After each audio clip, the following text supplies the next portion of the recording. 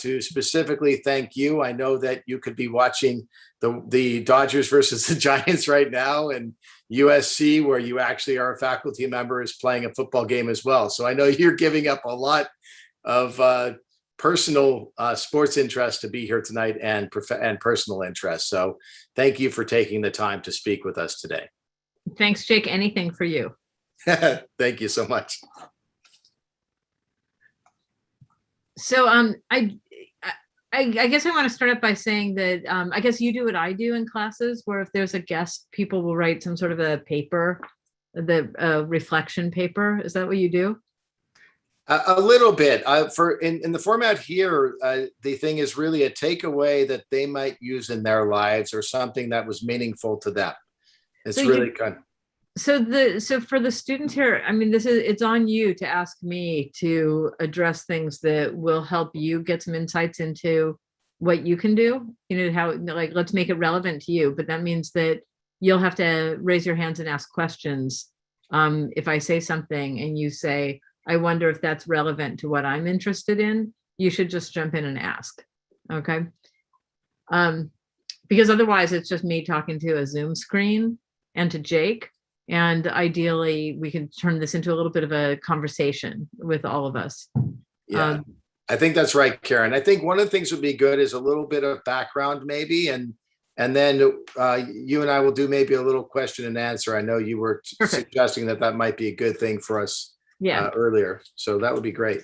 And I think when Jake and I were talking about this class, the interesting and fun thing about this class that you have is that there are people here, the students all have different areas of expertise and different interests, different backgrounds. And so I thought that if I just think about what I do, not as a professor, because if you want to be a professor, you should get a PhD and do some research and then get a job at a university. It's a pretty straight path.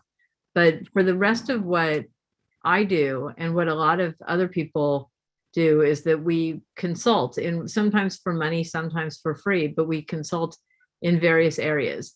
And so for me, I've been an expert witness in legal cases. I've helped movie studios make movies. I've helped businesses come up with their plans, not only for what to do in terms of the products that they build, but also how to promote or market those plans. I've talked with people about PR problems when they have like crisis communication issues.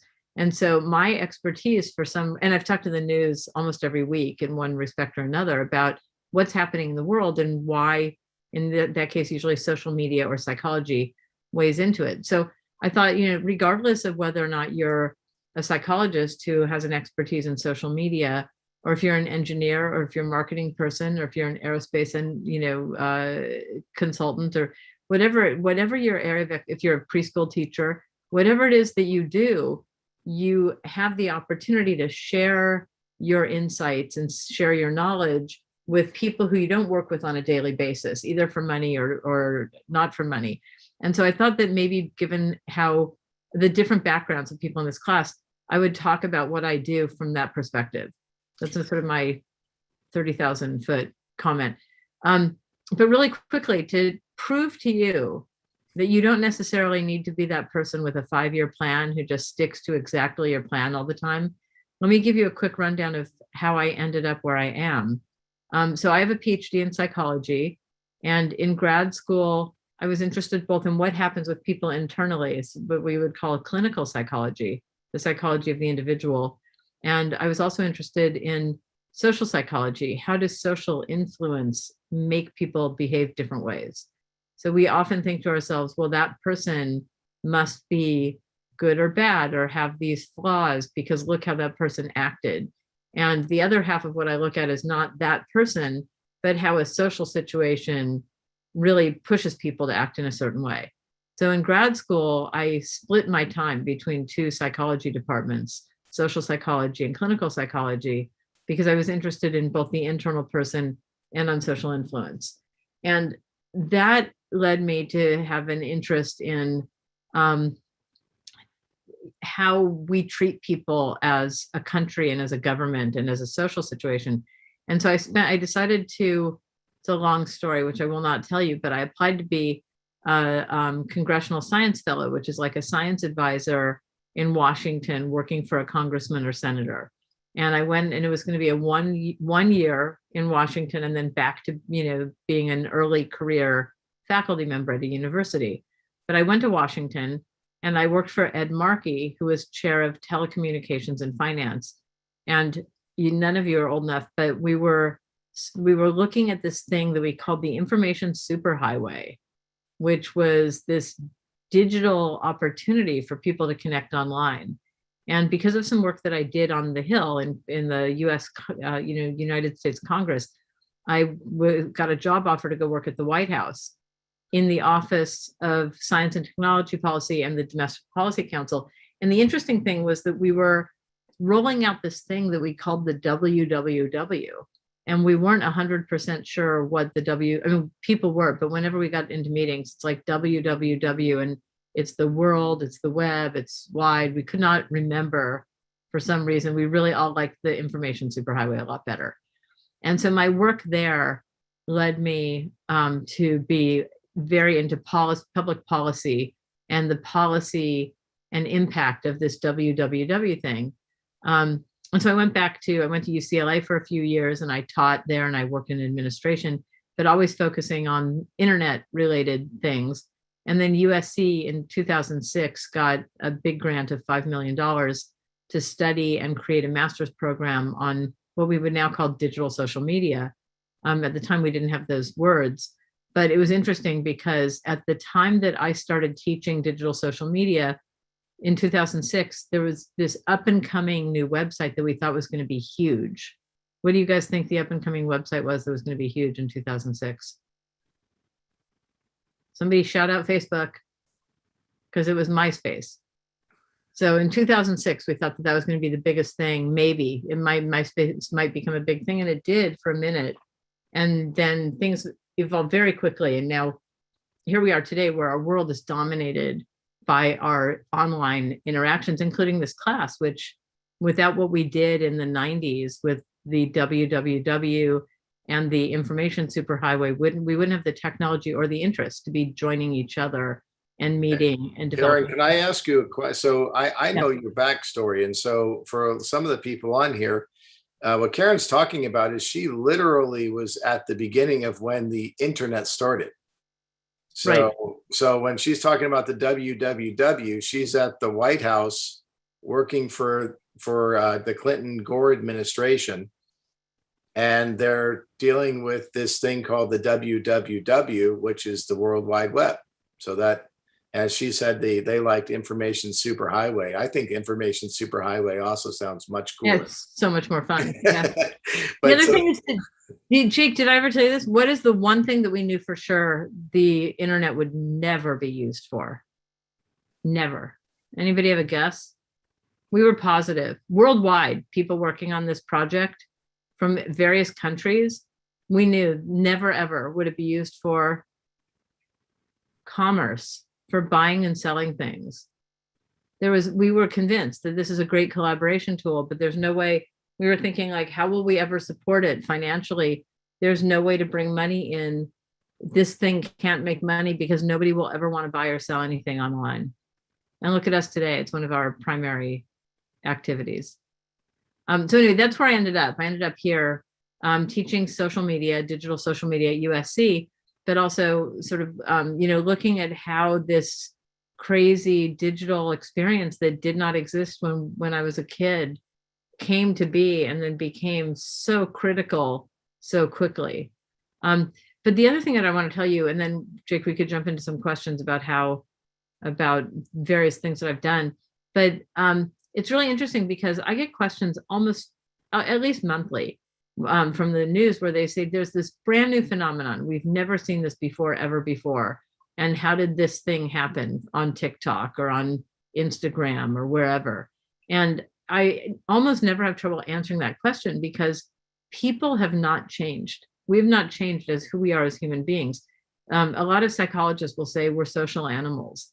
And if you think about it, when you studied, history when you were a kid, when you go back to early hominids, when they first started sort of gathering in caves and interacting with each other, from that point all the way to like as far forward as you could possibly imagine, people are pretty similar in how they interact with each other.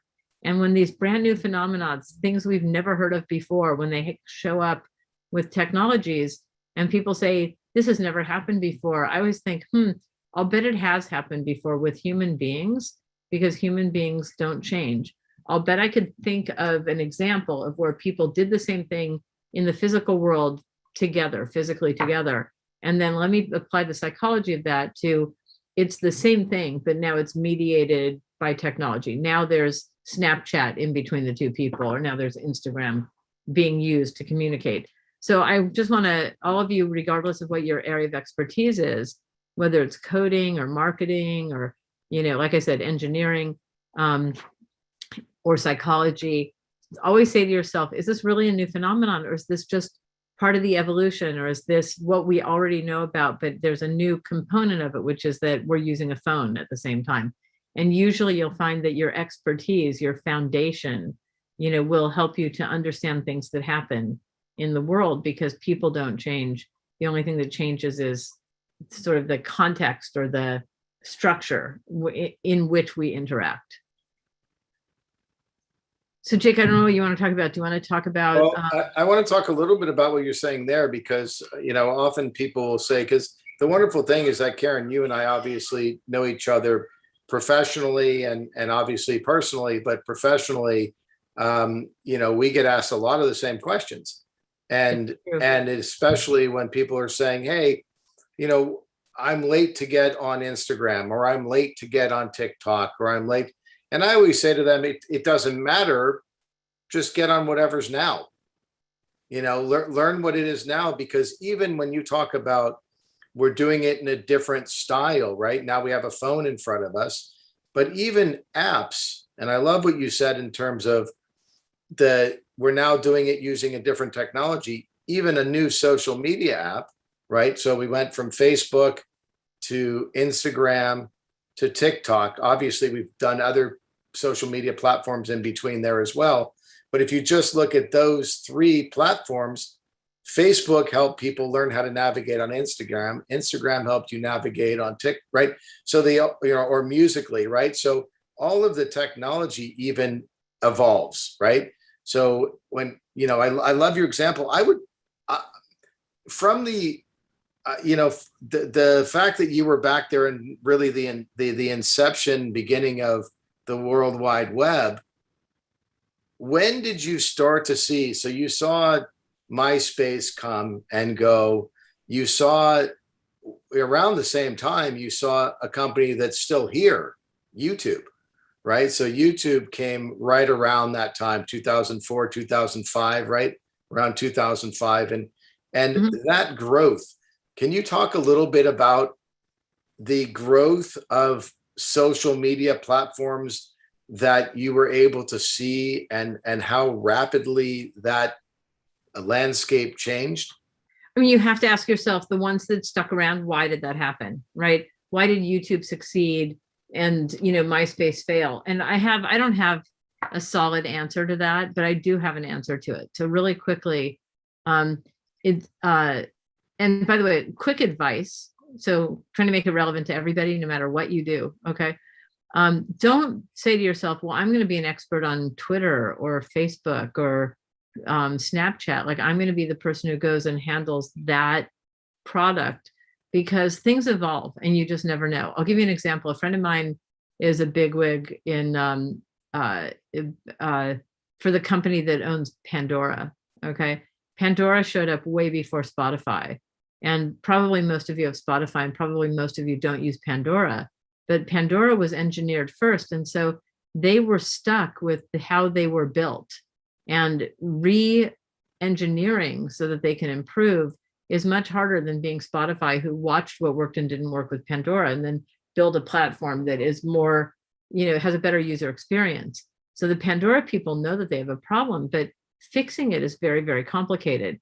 But if you say to yourself, I don't need to cling to one platform or one product or one brand. If you say, well, I need to understand, let's say, your music. I want to understand that music is a part of our lives, and how we receive and share and interact with music using digital platforms is what I care about.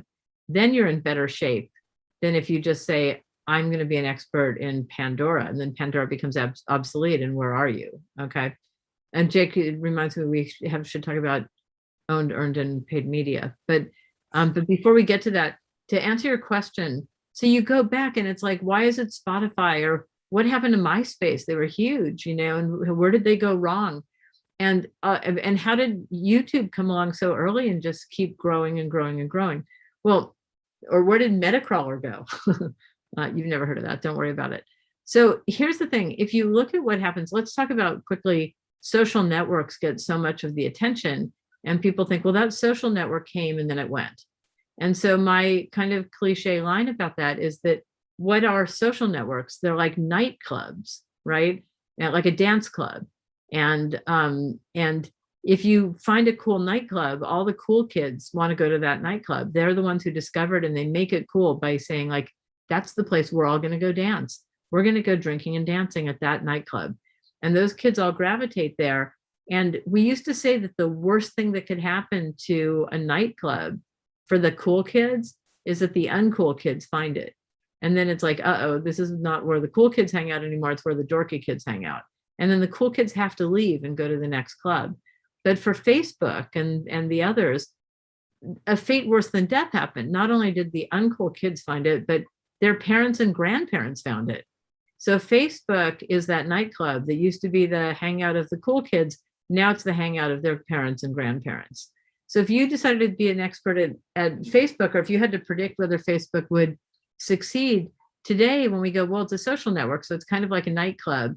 It's going to be cool for a while, and then it could be overtaken by other things. It could be that people decide that they want to go off to a different nightclub and play in a different area. And so, when you see fun social apps or sites or social networks come up, don't hold your breath that they're going to stick around for a long time. They may be, a lot of things may be of the moment. Then you look at YouTube. What is it with YouTube that YouTube kept growing and growing? Well, YouTube, what is YouTube really? Because people always talk about it as a video sharing site, right? But is it really a video sharing site? Because most of us will say it's a search engine, and it's a massive search engine. And if you think about it, it's a search engine with, that's kind of cornered the market on videos. It's user generated videos. It's, anybody can upload things, but it became the place where everybody, including professionals, uploaded a lot of their content. And as they've grown, they've partnered, they've Vimeo and all that. So you can pretty much start with YouTube and you can find what you want. But as a search engine, as a really well-built search engine, it continues to be useful for us finding what we want. And then all of a sudden you're like, well, YouTube isn't really a video sharing site as much as it is a search engine helping us find what we want in terms of videos. And so that's a very different thing than being a social network. There was a moment in time when they were much more social in their focus, and they really backed off from that, and they became much more of a social network. I mean, of a search engine. They're the Google. I mean, obviously they're owned by Google, but they're the Google of video, right? Yeah, I think their parent company had a lot to do with that shift too. Well, true, but keep in mind their parent company bought them because they were really. They saw the opportunity. So, by the way, it's really interesting when you think about Google. If you Google something, the holy grail of websites, including Google, is to keep people on your website or your app instead of having you jump off and go somewhere else, right? So to the extent that, look, think about how smart Google's been in the last few years. Google started out with, it would just give you like links. And then they started giving you, there were things like, you're so young, you guys, like, you have to be pretty old to remember this, but before the internet, if you wanted a phone number, you got the yellow pages and the white pages. And when the internet became a thing for local search to find a business, yellowpages.com was huge. Like, it was the biggest thing because you would search and it would give you the business name, a little description, and it would quickly display the phone number and the address. And Google didn't do that. So Google realized that they were losing all of their local search options. People would just jump over to yellowpages.com, and which came preloaded on maybe AT&T phones. It had a little icon. You could just jump to the app, and there's a lot of advertising in local business. If anybody is searching for a local business, you can feed up ads for local businesses or local products. So it was a huge loss to Google. And similarly, Google, in their effort to keep everybody on Google, they're like, well, we have the best results. But people often want information, and that little tiny link wasn't enough, because people would go from the link, they'd click over to Wikipedia. And once you're in Wikipedia, Wikipedia is a great search engine for information. For sure you're going to get information, and it's probably going to be pretty decent. So if you notice in the last 5 years or so, am I mirrored? Let's see. Is this your right? Does this look like my right hand or my left hand? It looks like a left hand. Left, okay. I can't tell because it's mirrored on my end. So if you look in the upper right hand corner of a Google search, there's a box there. If you search for information like the name of a person, it's the knowledge graph. And if you've noticed over the last few years, it grows and grows and grows in terms of how much information it provides. So if you Google something for information like a person's name or a company, it'll often display all the relevant primary Wikipedia information. And it'll say from Wikipedia. Sometimes it's IMDb or things like that, but it's like so interesting that they would do that, right? But if you think about it, they do that because if they don't do that, then you're going to click over to Wikipedia and you're like, oh, I'll just go read Wikipedia.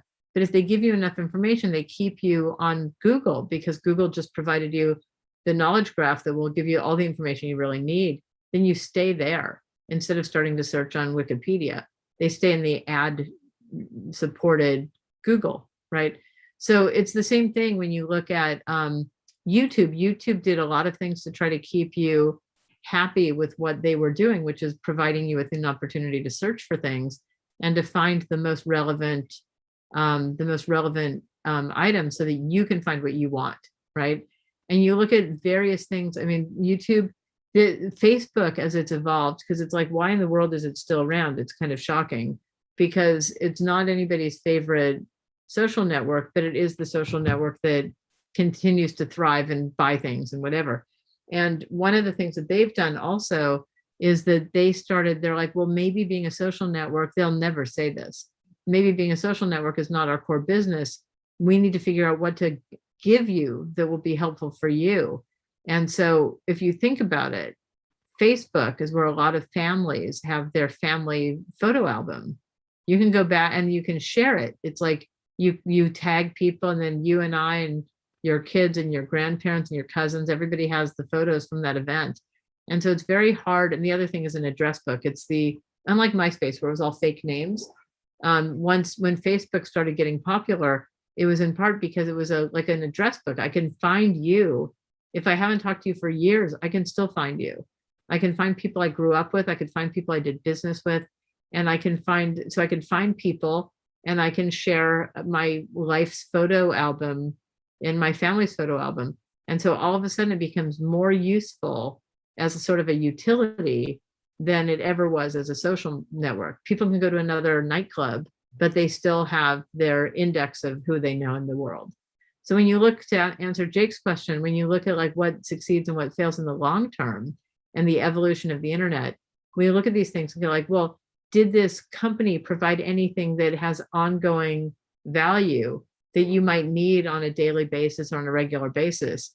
And so the ones that actually develop things where it's like you can find the things you want, or it gives you the information that you need, or it connects you with the people who you might not be in regular contact with, those things seem to be the things that thrive in the long term.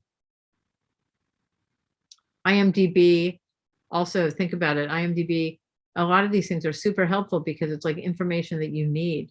And by the way, a lot of information that Google uses in their, for example, in the knowledge graph, if it's a bio, those things don't come from people entering things in. They come from the trusted sources, the same kinds of things that they push into the knowledge graph.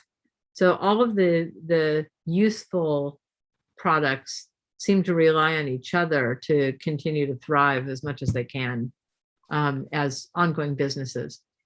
Now, Karen, I'm going to ask you about a pretty high profile project that, we've talked about the web, we've talked about social media, we've talked about the internet. That's a world that you know so well.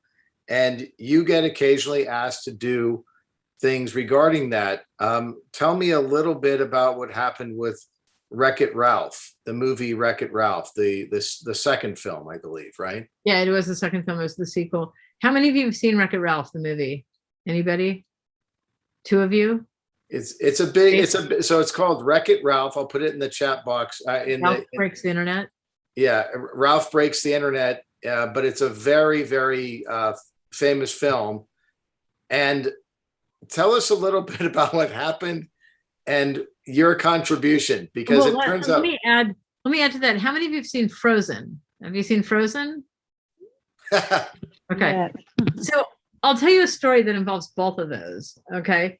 Thanks. So several years ago, I mean, I want to say like 2013. What year did Frozen come out? 2013-ish.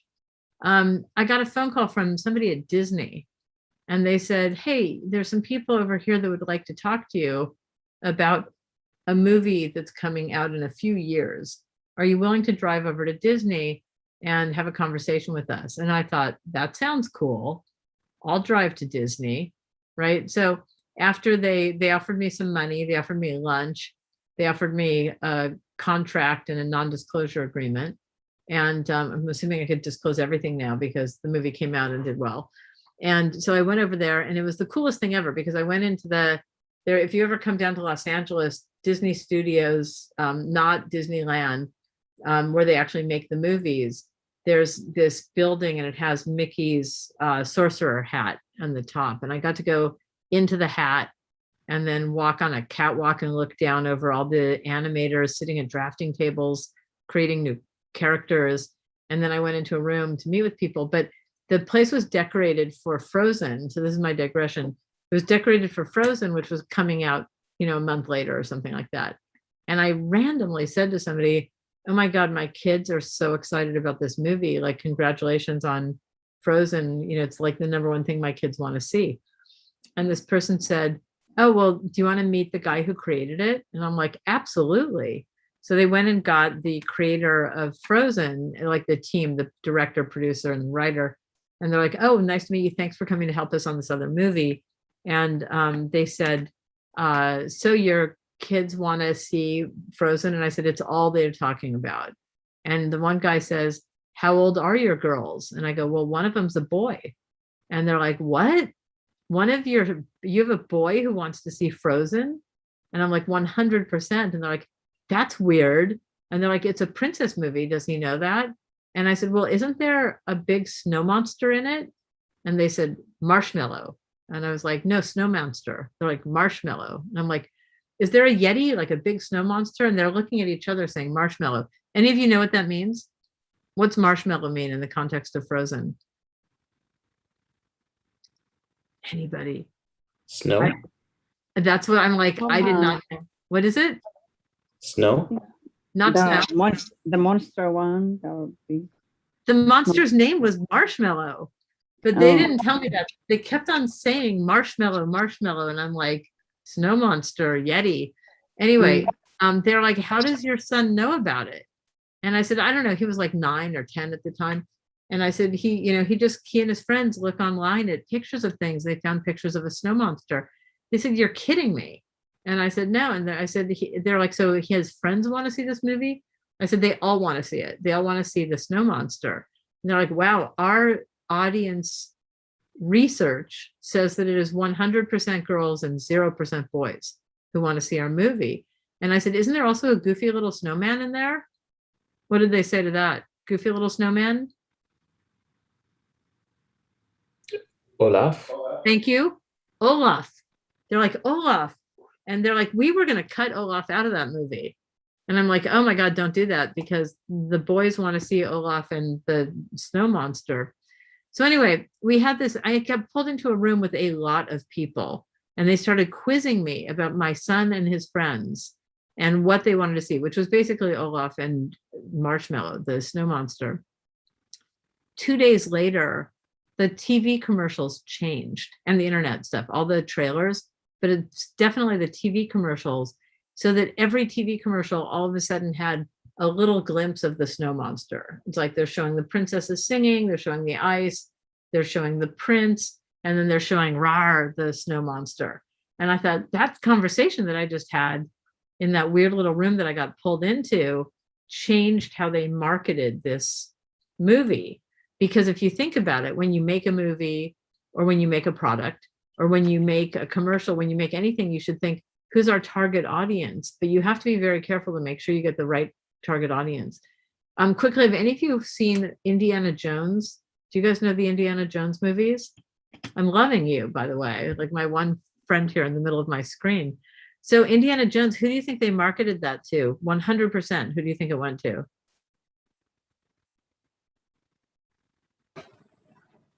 Girls, boys, men, women?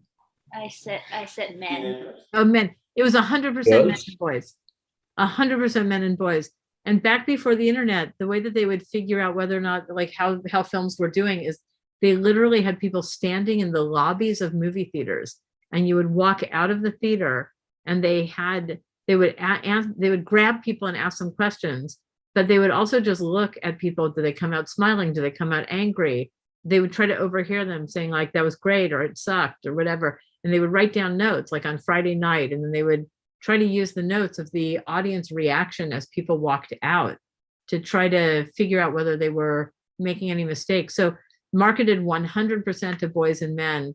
On Friday night, it looked like boys and men. By Saturday night, it changed and it was couples. And they're like, what happened? So unexpectedly, Indiana Jones was a date movie. And they quickly that week changed the marketing, because what they realized is that, as it turns out, it's an adventure movie for boys and men, but it had a little romance in it and hot young Harrison Ford, as somebody put it.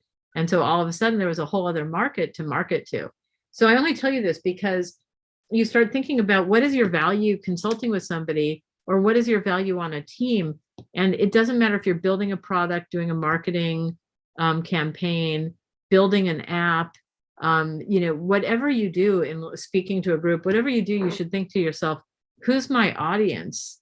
Like you should say, what can I do to focus on the needs and interests of my audience, and make sure that you're talking to them about what matters to them.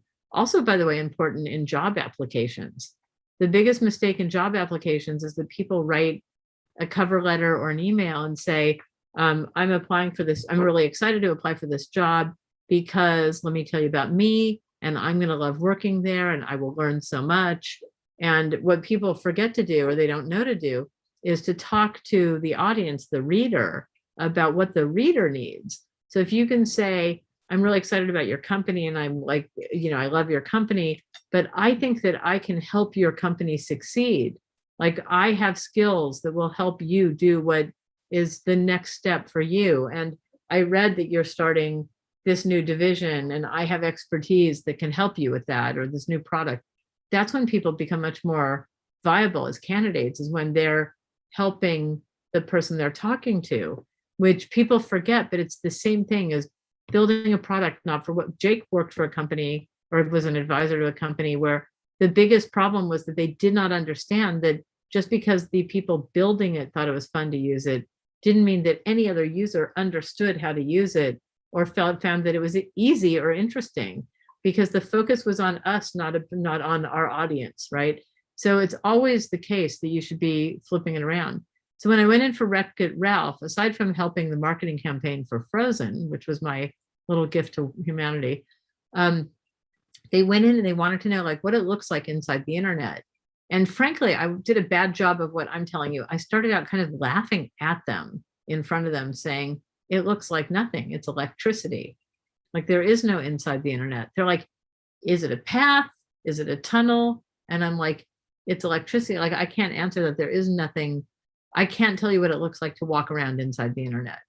And then I got smarter about it after, part of our meeting. And I realized they're trying to create a cartoon where somebody is in an environment that makes sense to us at our keyboards. We are on the internet on our keyboards, and we can, what is our imagination of what it would be like if we got sucked in. Okay. And then the question becomes, how do I help them with their needs? Their needs are, how do we animate a story that is supposed to take place in this fictional world? So of course I blew it again. I started saying like, well, I have an idea. What if this happens? They're like, why don't you leave the storytelling to us? Like, we can write the story. We're asking you to explain the internet to us.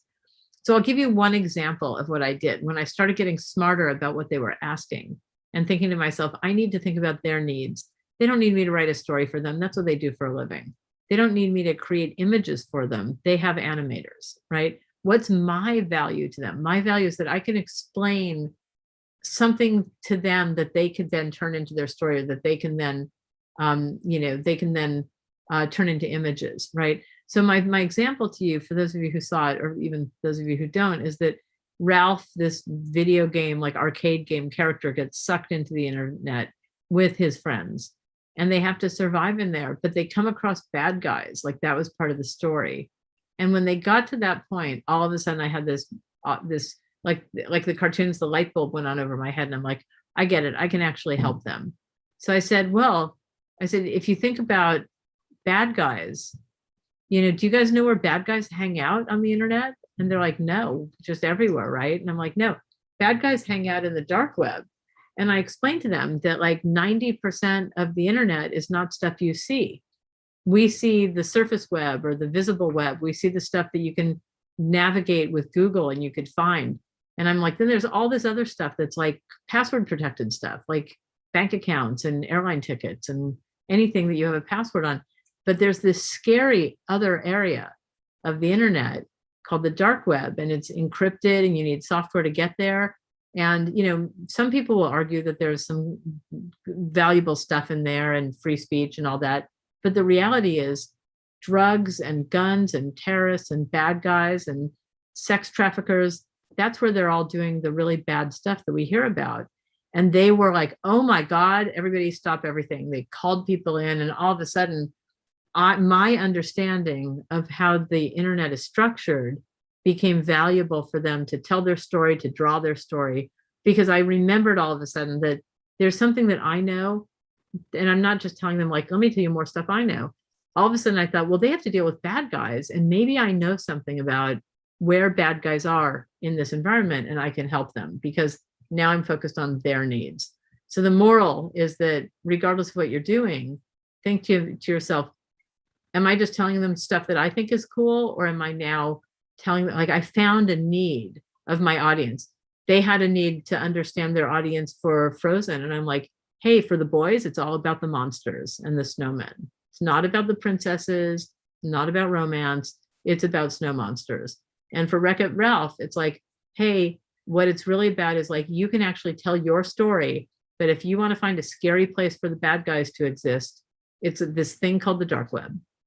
So it's all about that focus on the needs of your audience. And it's always about that, no matter what you do in life. Is that too much, Jake?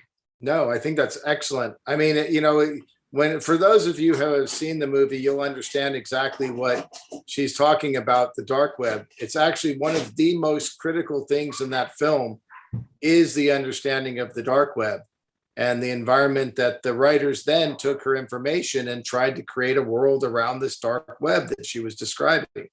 So if you actually see the film, let me hit send, because there it is.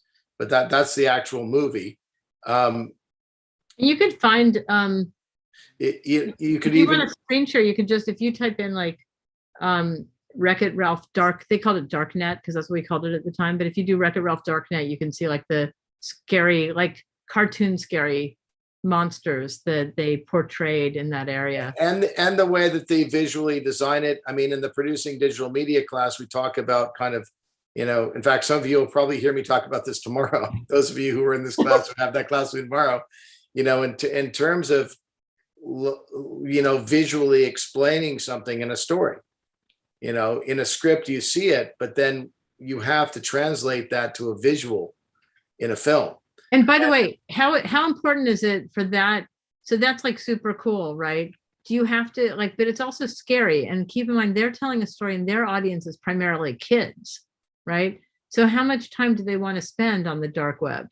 Right? Well, Not that much. and they also don't want to teach people to hang out in the dark web Correct. in terms of getting a reward, right? So there's a fine balance. I would encourage you maybe to check that out. You'll see a little bit of what happens from, consultation. Karen, I know your time is super valuable, so I want to make sure that we get the question and answer here. I know we were going to talk about some other things, but I think I may invite you back, if you don't mind, to come back and talk at a different time and For things you, like that. anything, anytime. And I know that's difficult. I appreciate that. But what goes around comes around. So be ready to come speak. It's okay. You know me. I've been good to come down to USC and give some guest lectures. So I will continue to definitely do that. I can feel it happening soon. Okay, good. I'm good. You can count on me. I'll be there.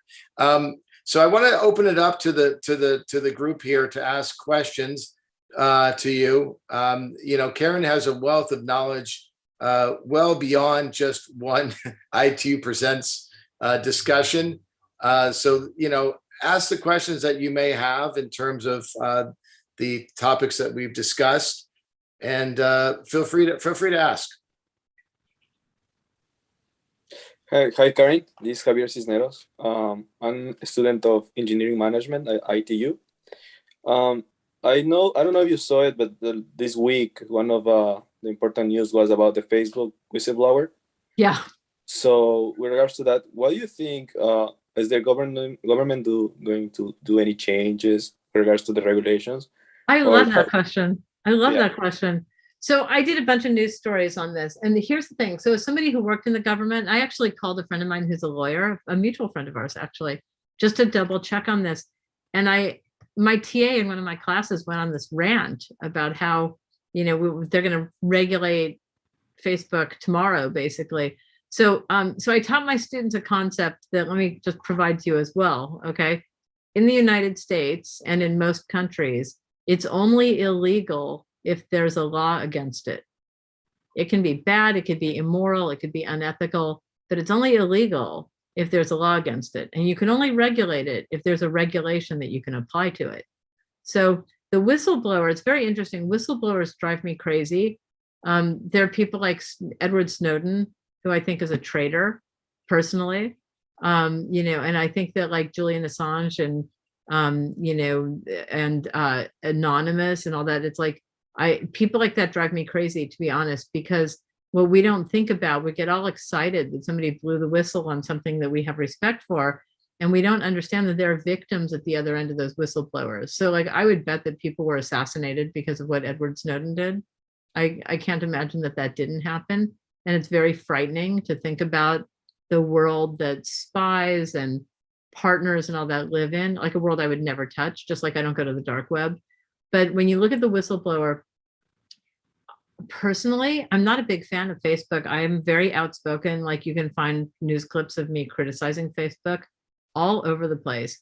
But is what she said totally true? I had a debate with somebody yesterday who like went off on me about how they saw me say something that was even-handed, and they're like, it's time to shut them down. Look at all the evil they create. Well, Facebook and other stuff, but especially Facebook and its products, because they're so vast, they are at the hub of social problems like body image issues for teenagers. But by the way, it's not that they create them. It's usually that they amplify them for people who already have an issue. But think about it, the flip side of that, what about the people who have a unique or esoteric or unusual physical or emotional problem, and there's nobody in their daily lives that they can connect with about it, and they find a support group or they find help online? And I would say that the internet is much more important in its ability to help people find like-minded or like-needing people out there who they cannot find in their daily lives, or, by the way, who they don't want to. There are things that are in our lives that are our secrets that we need help with. And if you especially live in a small town, if you're in San Francisco or LA, you could probably find somebody to talk to. But if you're in a small town, anything you say, everybody's going to know about it. So Facebook really does help people find people to connect with, people who are physically shut into their houses and can't go out, can socialize because of social networks. people who have body image problems can find other people with body image problems to talk with. You know, people who have self-esteem problems can find friends. So the flip side of what this woman said is it's the mirror image of her whistleblowing.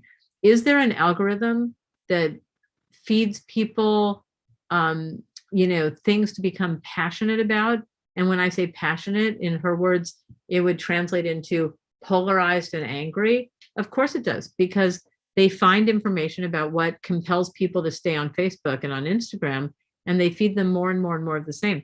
The person, you'll think this is funny, the person who is attacking me as if I control the algorithm at Facebook, which, believe it or not, I don't, but the person who was yelling at me about how it should be shut down tomorrow was telling me that her feed on Instagram and Facebook is all animals. It's all like pictures of cute animals. And I'm like, well, why is that? And she's like, all I do is I click on animals. And I said, so Facebook and Instagram curate for you an experience that they think you want. And it curates for angry people the experience that they want, which is the polarizing political debate or anger. You know, so it's a very interesting thing when we talk about the whistleblower. I'm not so sure that she blew the whistle on anything that everybody who knows the internet didn't already know. And I'm not sure if, well, I'm sure that the whole story isn't told by portraying her. So going back to Jake's storytelling, there's a narrative out there that Facebook is, you know, in there infiltrating our lives and manipulating us, but it's mostly curating experiences. So she did blow the whistle on the fact that there is an algorithm that amplifies things that are problematic for some people, but they amplify things for all of us, much of which is not problematic, right? So it's going to be interesting to see how that happens. And then the Congress is always game to find any reason to criticize the biggest social networks and to try to talk about shutting them down or regulating them. But unless there's a law against it, unless there's a regulation that can be applied, like right now we're talking about truth in advertising and fair housing, and I don't know what they're going to do because there is no regulation that says so a social network has a responsibility to make sure that nobody finds any offensive content. Wait, one more thing. Are any of you sports fans? Do you like any sport at all? Raise your hand if you like any sport at all. Football, baseball, badminton, I don't care what it is. Have you ever gone to a live event? How many of you gone to a live event, like a football game, baseball, basketball? Does the crowd cheer for the home team? And do they boo the away team? Right? Are there cheerleaders who stand there and go like, come on, everybody, cheer, cheer, boo, boo? How is that? What can we regulate against that? Think about that. It is a part of the fun and entertainment of going to a game is to have people curate the experience, help us to love our team and to hate the other team, to cheer for and to cheer against. So Facebook's algorithm does the same thing, right? It's really interesting when you think of it that way. And so we don't really want to regulate whether or not people can make you, like, help you to feel more passionately for and against things, because think about it if you applied that to all aspects of your life. Back to you, Jake Wachtel. Thank you. No, it's a great point. It's a great question and a great Yeah, I point. love the question because nobody's talking about it. Yeah, Javier, it's a great question. Great answer, Karen. You know, I mean, the reality is I know the people who are in charge of the algorithm at YouTube, and they're trying to do the same thing. You love videos about cats, you're going to get videos about cats. Correct. Exactly. It's what you want. The one thing that I would encourage people is if your job tells you to do research on the internet, sign in on your work account, because if you sign in on your personal account, you're going to get fed a lot of things that you do not want to see, probably personally. So log in if you're doing work, log in as the work person so that your work email will get all of that search, not, all the algorithm will read that for that, as opposed to your personal account. I know a number of people who did research on very, very difficult subjects, and then they started getting in their personal feed information about that, and they they did not want that. Oh, so my TA went crazy in part because what happened with him is that he does research on how gay men portray themselves on Instagram. like, like gay male influencers. And he was really angry because it's like a weird thing, but he started getting pictures of guys with their shirts off, and he would track them down. And he's like, one of these guys was 14 years old. And I'm like, and he's like, they have to be regulated. And I went, was it pornography? Why did I ask that? Because it's not illegal unless there's a law against it. Is it illegal to put a picture of your self with, if you're a guy with your shirt off? Because let me tell you something, I have an Olympic water polo player in one of my classes, and I think every picture of him online has his shirt off, right? We don't want to regulate against that. For a while, Facebook kept taking down pictures of the Statue of David because they had their algorithm caught full frontal nudity, and it didn't understand that that was art. But you don't want to, this guy was so angry to this day. My TA is so angry that he gets pictures of boys and men with their shirts off, but it's because he's looking at how Instagram influencers who are gay males portray themselves. And so he brought that upon himself. But I said, if it's pornography and if it's child pornography, there is a law against it, and they will find it and they will report it, and people will be arrested. So you don't have to regulate that. Congress doesn't have to regulate that. It's already illegal. Correct. Sorry, going back to the Facebook whistleblowing, something related as well is this grouping of extremist groups that might be violent or promote violence. What do you think about that? Well, I mean, that's a very big topic, so I'm not sure. What do you mean by grouping of them? Grouping, like when people make their own groups and they promote violence, like neo-Nazis inside Facebook. Well, so in the United States, I don't know, where are you from originally? I'm from Ecuador. Okay. So in Ecuador, I don't know what the rules are. I also tell my students, if you partner, if you like work with another company and the company's in another country, like TikTok's in China, right? I said, you have to be aware that other countries have different laws, right? So it all depends on what the laws are, where the app or website or business is incorporated and where they are functioning. They have to abide by the rules and the laws in their own country. We can do things about what can be displayed here. But so in the United States, there is nothing we take more seriously than our First Amendment rights. We're allowed to have freedom of speech. People talk about the protests and the, white supremacists and all that. And I remind, even the insurrection at the Capitol, and I remind them that there's a law against violence, right? But there's no law against speaking your mind. There are all these people that we see videos on YouTube where people go into racist rants. The big one in the past year or so is racist rants against Asians. And they, have been trying to find ways to arrest people. But to quote my lawyer friend, I hope you don't mind if I swear, my lawyer friend keeps reminding me that, and this is the quote, it's not illegal to be an asshole. So if you walk up to somebody and you start ranting at them, yelling racist things, then you know what, you're a jerk. But it's not illegal in the United States because there's no law against speaking your mind until you cross over and you actually commit a crime or something like that. So when you think about what you're talking about, in the physical world, people can get a permit to have a protest. There was a permit for a protest at the Capitol the day of the insurrection. On Signal or Telegram, a handful of people organized breaking in and vandalizing. There's a law against vandalism. There's a law against breaking into the Capitol.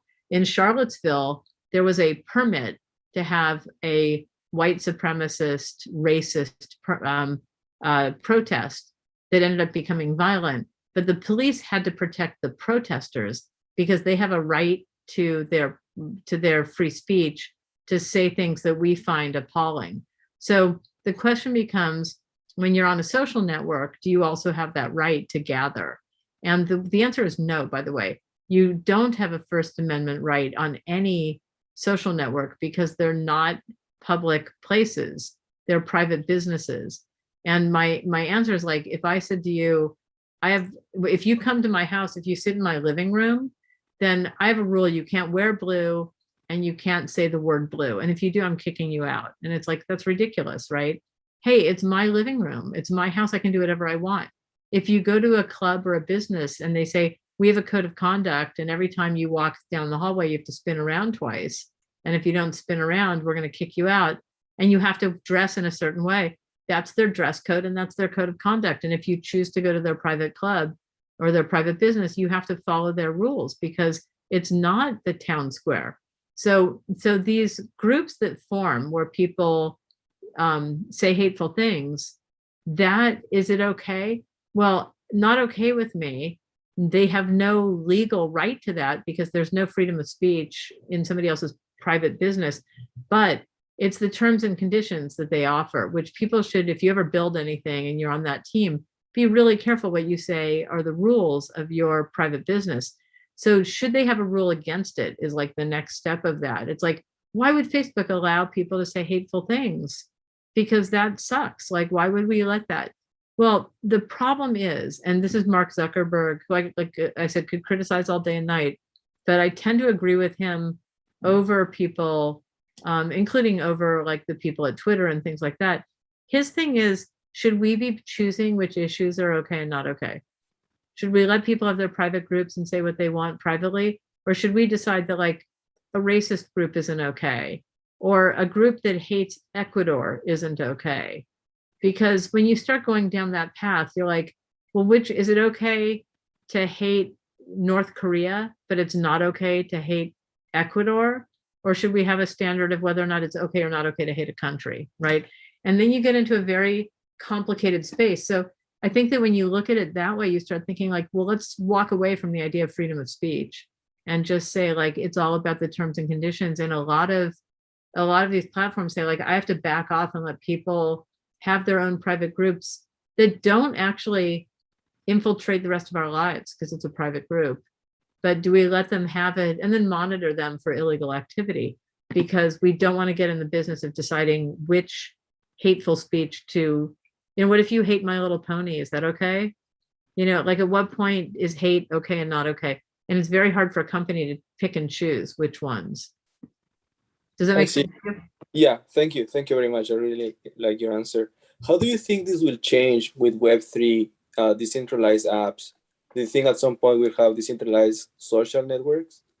With what? Centralized? Is that what you said? Decentralized. Oh, decentralized? I mean, who knows, right? But I mean, I think that, again, I go back to this, it's always going to be the same principles. It's like, by the way, the other thing I have to tell you, when they kicked Donald Trump off of, a lot of social media, I was like, what a disaster. Why would they do that? Would you rather have people who I happen to oppose him. I'm a Democrat, but I know people who support him, and I know people who support him who are Republicans and people who hate him who are. But when you push people out of the public square, right, where we can all sort of interact with them, and you push them into encrypted conversations, then how do you watch them and know what they're up to? Like I had somebody call and like threaten me because they saw that I followed, how it'll be like, Karen North follows Donald Trump, you should also follow Donald Trump. So, some people called me out, like, how dare you? And I said, well, but I do news, I study these things. Donald Trump, like if you teach communications, fascinating, because I always wanted to teach a class. What did he say today? What was he trying to say? How could he have said it better? That would have been my class every day, right? I'll guest lecture on that one, Karen. Yeah, no kidding. It's like amazing. But once you kick him off of Twitter and, other social platforms, it's not like he stops communicating. It's just that we can't see it anymore. And so to me, when they start talking about changing the rules to, put people in their own little boxes and spaces and all that, then to me, I'm like, well, maybe that's not such a good idea. Maybe we all need to live in the world together and be able to observe each other. So do we have any other questions for Karen? Otherwise, Javier and I are getting together for coffee next week. Yeah, it'd be really nice. Javier, I really appreciate these questions. I think you're asking some questions that other people have as well. They're great questions. Yeah, they're very excellent questions. Does anybody else have any other questions for Karen? I want to be thoughtful of your time, Karen. So I want to say, Karen, I want to say thank you very much for spending time with us today. Your insights are things that we really don't have access to. And so we appreciate your time with us. You have the Dodgers behind you, of course. I wish you much success there.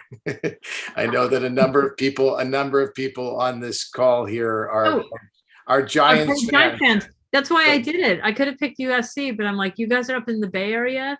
I'm going to go with my Dodgers today because it's a little bit more confrontational against maybe people like Javier. Well, this is a public institution, and I'm not going to regulate what the background is. And I also think I have a hat somewhere near me of the same team. So I think I might be in trouble here in my class tomorrow. You might be. But I just want to say thank you so much for being here today and giving some information to everybody. I'd love for everybody to unmute themselves and say what you would like to say to Karen. As long as it's not anything about the Dodgers, please unmute and say what you need to say. If you're starting for that class, what Donald Trump says on a daily basis, I'd sign up for that for sure. I know. Wouldn't that be the greatest class ever? Seriously. You're anyway slicing and dicing it whenever he even puts out like a typo. I don't see why not for regular proper tweets also. It's just so fascinating. Isn't it fascinating? I mean, whatever country you're from, and it's very, very rare to find anybody who gains prominence who doesn't stop and think strategically about how they say things, And I mean, sometimes he does because he has a following because people think he's authentic because he's so brash, but he doesn't stop when he needs to either. It's fascinating. Imagine being his communication director. By the way, the Dodgers are winning right now 2-1. I just looked. Okay, I have it recorded, but I'll pretend like I didn't hear. Oh, sorry. I'm sorry. I didn't know. I'm sorry. That's okay. I like that kind of spoiler, Karen. It's early. That's a good spoiler. So I think Karen and I will team teach that course. Let's do that. Oh my God, it would be so much fun. I'll talk entirely in my Donald Trump voice that I do. So we can do it. We'll do it. I'll read it and then you can interpret it. Yeah, you guys are lucky that you have Jake, who's actually talented. They don't know me at all, Karen. It's fun. He's talented, seriously talented. Karen, the respect is mutual. Thank you so much. Have a beautiful evening. I'm going to spend some more time with these bright individuals here, and we'll talk with you again. Have fun. Thank you so much, Jake. Bye, guys. Great talking to you guys. Thank you. Thank you. Thank you. Javier, coffee's on you. I mean, on me. All right, take care. Bye, guys. All right, everybody. So I hope that conversation was helpful for you. Karen is actually incredibly accomplished. You don't generally work at the White House, work at UCLA, and work at USC. And of course, every media outlet, whenever anything happens, always wants to talk with her. And so she's a great mind and a great person as well, as you could probably tell. I hope the conversation was